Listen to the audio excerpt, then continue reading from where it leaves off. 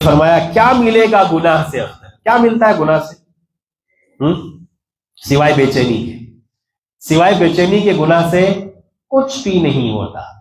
اور ہم گناہ کرتے کس لیے ہیں؟ سکون کے لیے، اور وہی گناہ ہمیں کیا پہنچا رہا ہوتا ہے نا؟ اللہ معاف کرے۔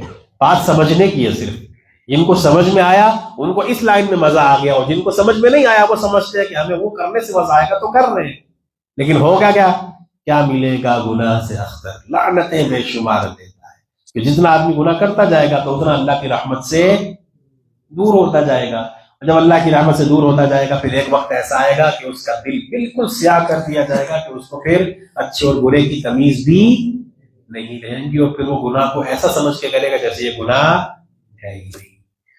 اللہ تبارک و تعالی ہمیں صالحین کی صحبت عطا فرمائے، اللہ ہمیں کاملین میں سے بنائے، اپنے مقرب بندوں میں شامل فرمائے، اور ہم سب کی اللہ اصلاح فرمائے، ہم سب کو اللہ اپنے مقرب بندوں میں شامل فرمائے۔